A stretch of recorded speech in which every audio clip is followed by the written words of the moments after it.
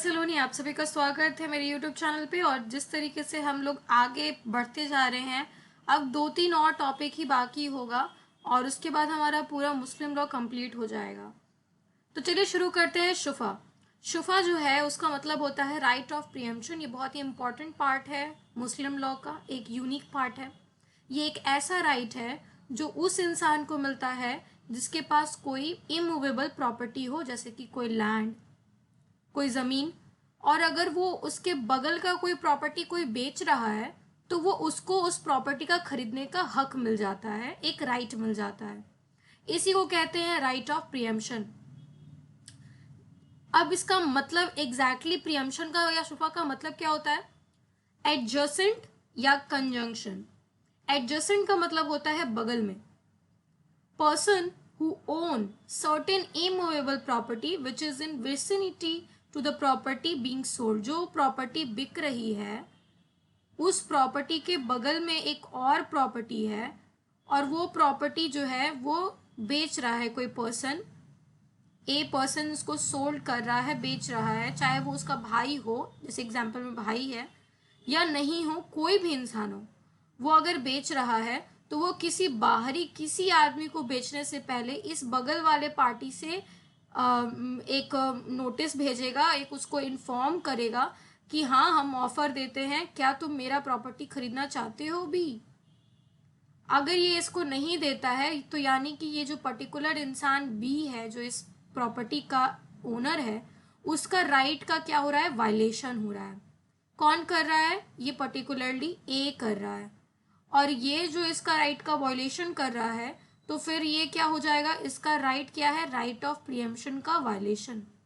और यही प्रियम्पशन का वायलेशन अगर ये कर रहा है तो फिर ये सूट फाइल करेगा और फिर हमारे आपके जैसे जो वकील बनेंगे आने के समय में वो क्या करेंगे? उनके लिए केस लड़ेंगे और उनको वो अपना राइट ऑफ प्रियम्पशन दिलाएंगे। एग्जाम्पल एक और है कि अगर वो भाई है, दोनों भाई हैं और वो 2 कट्ठे का प्लॉट अगर लिए हुए हैं और a wants to sell but selling is to stranger will cause discomfort to others. किसी बाहरी को देने से डिस्कम्फर्ट तो होगा ही, अपना कोई ले लेगा तो उतना तकलीफ नहीं होगी क्योंकि वैसे आपका रहने सहन का तरीका होगा। So custom gives right to other brother to buy the property in preference. आपको एक प्रेफरेंस मिलेगा उस प्रॉपर्टी को बाय करने के लिए। वही आपको पैसा देना होगा जो एक आम आदमी देगा, एक बाहरी आदमी देगा, वही पैसा देना होगा, लेकिन आपको बस एक प्रेफरेंस मिलेगा। ये राइट बहुत बड़ा है लेकिन देखा जाए तो इसको आप टैकल कर सकते हैं। ज़रूरी नहीं है कि पर्सन को आप ज़बरदस्ती देना ही पड़ेगा। ले भी सकता है, नहीं भी ले सकता है। बी जो है वो ले भी सकता है प्रॉपर्टी, नहीं भी ले सकता है, बट ए का काम है उसको भी इन्फॉर्म करना और अगर 2 लोग आएंगे तो बी को प्रेफरेंस देना। चलिए आगे बढ़ते हैं। सबसे पहले कि पार्टीज, अब इस पूरे प्रॉपर जो प्रियम्पशन है उसमें कि कितने पार्टीज होते हैं।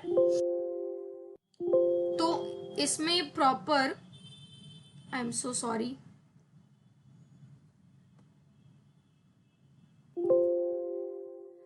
इसमें प्रॉपर 3 पार्टीज होते हैं, वेंडर, वेंडी एंड प्रियम्प्टर। वेंडर उसको कहते हैं जो सेल करता है प्रॉपर्टी को, वेंडी उसको कहते हैं जो बाय करना चाह रहा है प्रॉपर्टी को, और प्रियम्प्टर उसको कहते हैं जो नेबर होता है या को शेयरर होता है या हेयर होता है, यानी कि उत्तराधिकारी भाई जो है वो बंटवारे में जो भाई लोग होते हैं जिसको हम लोग बिहार में गोतिया कहते हैं, तो ये को शेयरर्स भी होते हैं जो कि आपका प्रॉपर्टी लेते हैं। और साथ ही साथ नेबरर्स, आपके जो पड़ोसी हैं उनका भी अधिकार है आपके प्रॉपर्टी में पहले, फिर इन तीनों के बाद किसी और का आता है। तो चलिए आगे समझते हैं अच्छे से कि ये वेंडर, वेंडी और प्रियम्प्टर का क्या लोचा है, क्या प्रोसेस है। तो सबसे इसेंशियल पार्ट जो है शुफा का वो ये है कि जो भी इंसान ये अप्लाई कर रहा होगा या जिसके अगेंस्ट आप ये सूट फाइल करेंगे वो सच में उस प्रॉपर्टी का ओनर होना चाहिए। साथ ही साथ जो प्रियम्प्टर है जो ये अपना राइट मांग रहा है वो भी पार्टी जो है वो भी ओनर होनी चाहिए। दोनों पार्टी ओनर होंगे तभी तो वो लैंड का लड़ाई है तो दोनों को उसका ओनर तो होना पड़ेगा, आप दोनों को ओनर होना पड़ेगा।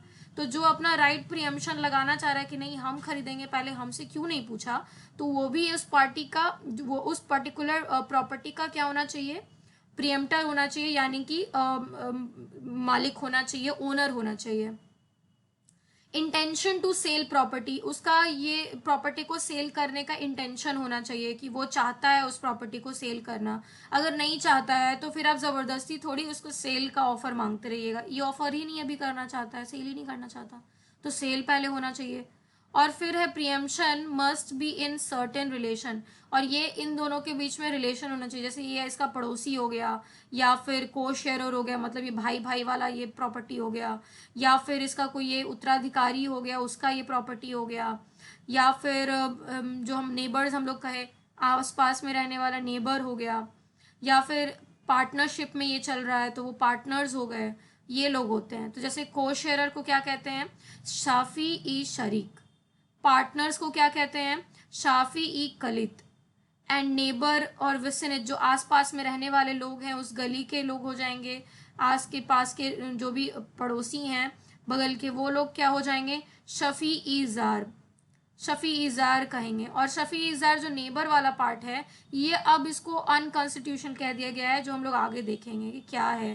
तो ये 3 तरीके के प्रियम्पशंस होते हैं, मतलब 3 लोगों को राइट है आपके यहाँ आपके प्रॉपर्टी में हक, पहले खरीदने का हक मांगने का, पहले खरीदने का हक मांगने का। Sunni law follow 3 of them in descending order. Descending order यानी सबसे पहले को शेयरर का हक है, इन दोनों में से ऑब्वियसली आप इसको प्रेफरेंस देंगे, फिर इसको प्रेफरेंस देंगे, फिर इसको प्रेफरेंस देंगे।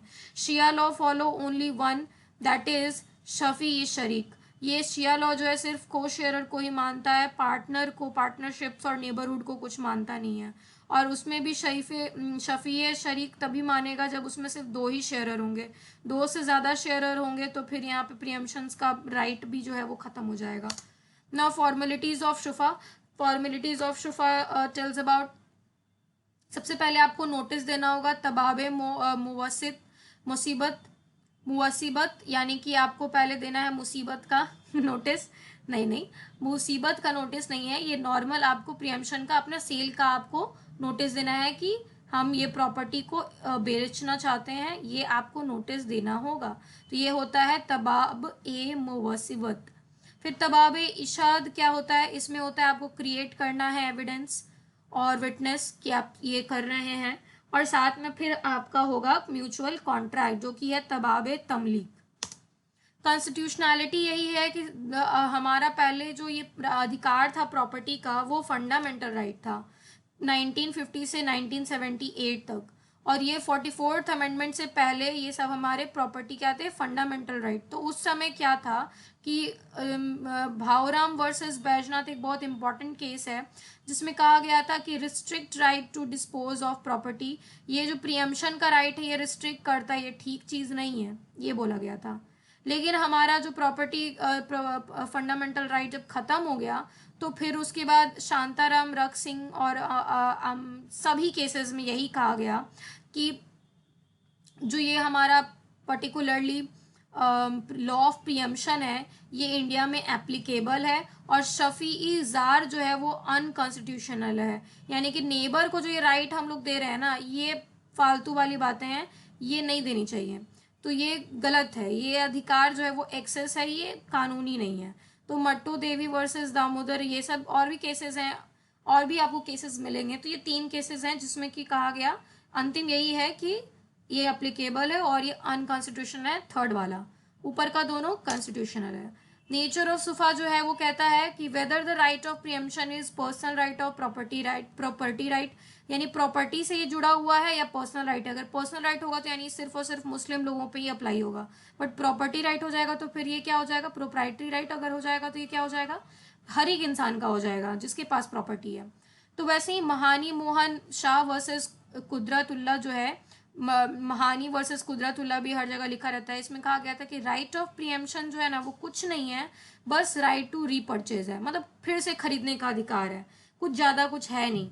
लेकिन लास्ट में सब, मतलब लास्ट क्या बोलिए, सबसे इंपॉर्टेंट केस जो प्रियम्पशन को लेके है वो है गोविंद दयाल वर्सेस इनायतुल्ला। कोई केस याद मत रखो, बट ये केस याद रखो, गोविंद दयाल वर्सेस इनायतुल्ला, क्योंकि इसमें ही जस्टिस महमूद जो थे उन्होंने कहा था कि प्रियम्पशन है क्या, और बहुत अच्छे तरीके से समझाया था कि हमारा जो है ना ये अनलॉफुल है कि हम लोग बिना अपने नेबर को बताए हुए बेच दें सामान, जो भी हमारा प्रॉपर्टी है, क्योंकि वो बगल में रह रहे हैं ना, उनका भी अधिकार है कि वो खरीदने का उनसे पूछा जाए। राइट बिफोर एक्चुअल सेल, और ये सेल से रिलेटेड नहीं है, ये तो सेल से पहले का राइट है, इसमें सेल का तो कोई मतलब ही नहीं बनता है, तो बिक्री होने के पहले का बात चल रहा है कि आप पहले हमको बताइए, हमको भी अधिकार दीजिए, तो इसका सेल से पहले का अधिकार है, ये भी क्लियर किया गया, क्योंकि बहुत कंफ्यूजन चल रहा था कि क्या ये सेल के बीच में आता है प्रियम्पशन, क्या है नहीं है, तो ये बोला गया सेल से इसका लेना देना नहीं है, पहले इसका काम होता है। जस्टिस महमूद ने कहा कि right is related to immovable property and can not be exercise until you are not a owner. तो सबसे पहले तो ये इमूवेबल प्रॉपर्टी से और आपको ओनर होना होगा, इसीलिए ये एक प्रोपराइटरी राइट है, मतलब कि प्रॉपर्टी का राइट है, और इसीलिए ये सभी को मिलता है, चाहे वो किसी भी धर्म की हो, ये एक पर्सनल लॉ नहीं रहता है, पर्सनल राइट नहीं रहता है। That is very purchaser has a right and preemptor substitute the vendee, तो ये सब्स्टिट्यूशन का भी राइट है, राइट टू रिपर्चेज नहीं है, ये राइट टू सब्स्टिट्यूशन है, यानी क्योंकि आप वेंडी को क्या कर दे रहे हैं, हटा के खुद आ जा रहे हैं। वेंडी क्या था, जो पर्सन जमीन खरीदना चाहता है उसको वेंडी कहते थे। बिशान सिंह वर्सेस खजान में कहा गया था कि right to preemption is the right to offer the property to be sold of the adjacent property sold, जो भी बिक रही है, सामान बिक रहा है उसका, मतलब वही जो उसमें कहा गया गोविंद दयाल में, वही इसमें भी कहा गया, लेकिन वही बहुत थोड़ा डिटेल में समझाया गया, क्लियर किया गया कि राइट ऑफ प्रियम्पशन जो है वो राइट टू ऑफर है, जो भी जिसका भी बगल में प्रॉपर्टी है उसको आपको ऑफर देना है, ये एक सब्स्टिट्यूशन का राइट है, इससे आप पूरा प्रॉपर्टी खरीदेंगे, सिर्फ थोड़ा सा पार्ट नहीं खरीदेंगे। तो ऐसे ऐसे बहुत सारी चीज़ों को क्लियर किया गया बिशान सिंह वर्सेस खजान में। नाउ डॉक्ट्रिन ऑफ रेसिप्रोसिटी जो है ना वो बहुत यूनिक है, ये कहता है कि अगर सेलर और प्रियम्प्टर जो है वो डिफरेंट लॉ को फॉलो करते हैं, मतलब रिलीजन अलग है अगर, और पर्सनल लॉज या जो भी लॉज है, लॉ ऑफ प्रियम्पशन वो अलग अलग अगर इन लोगों का है, तो जिसका नैरोअर स्कोप वाला है, नैरोअर डेफिनेशन वाला है, नैरोअर है, वो अप्लाई होगा। जैसे कि अगर हिंदू और मुस्लिम है, प्रियम्प्टर और सेलर, सेलर और प्रियम्प्टर अगर हिंदू मुस्लिम में अगर आते हैं तो वहाँ पे आप फिर हिंदू लॉ को यूज़ कीजिए, क्योंकि ये नैरोअर है, छोटा कॉन्सेप्ट है और छोटा इसका स्कोप है comparison to Muslim law. And वहीं अगर सिया और सुन्नी में अगर कंपैरिजन हो जाए या कंफ्यूजन हो जाए तो फिर वहाँ पे सिया लॉ को अप्लाई कर दीजिए। यह है doctrine of reciprocity. Thank you so much for watching legal Saloni. आप सभी का बहुत बहुत शुक्रिया, और धीरे धीरे हम लोग 100 सब्सक्राइबर्स भी हो चुके हैं, आगे बढ़ते जाएंगे और 1000 सब्सक्राइबर करेंगे। और thank you so much for watching legal Saloni.